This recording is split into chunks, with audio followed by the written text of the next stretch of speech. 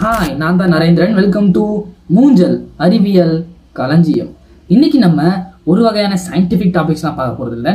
இன்னைக்கு நம்ம சோலார் சிஸ்டத்தில் இருக்கிற நிறைய பிளானட்ஸோட சவுண்ட் எப்படி இருக்குன்றதான் நம்ம பார்க்க போகிறோம்.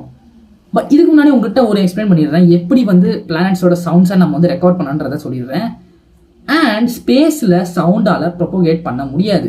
வேக்யூமில் எப்போவுமே சவுண்ட் ப்ரொபோகேட் ஆக அதில் ஏர் மாதிரி அந்த மாலிக்யூல் இருக்கிற ஒரு மீடியம் இருந்தால் மட்டும்தான் சவுண்டால் எஃபிஷியண்ட்டாக ப்ரொபோகேட் பண்ண முடியும். பட் ஸ்பேஸில் வேக்யூம்ன்றதுனால அங்கே பார்ட்டிகிள்ஸே இல்லை. ஸோ எப்படி சவுண்டோட வேவ்ஸ் ட்ராவல் ஆச்சு? நம்ம சவுண்ட் வேவ்ஸை ரெக்கார்ட் பண்ணி நாம் இப்போ காட்ட போகிறதில்ல. நம்ம இப்போ எலக்ட்ரோமேக்னெட்டிக் ரேடியேஷனை தான் சவுண்ட் வேவ்ஸாக கன்வெர்ட் பண்ணி நாசா நம்மளுக்கு இந்த மாதிரி சவுண்ட்ஸ் எல்லாம் ரிலீஸ் பண்ணியிருக்கு. எலக்ட்ரோமேக்னெட்டிக் ரேடியேஷன் இந்த மாதிரி ஒரு மாலிக்யூல்ஸ் இருக்கிற மீடியம் இருக்கணும், அப்படி இருந்தால் தான் ட்ராவல் ஆகணும்னு எந்த விதமான ரூல்ஸுமே கிடையாது.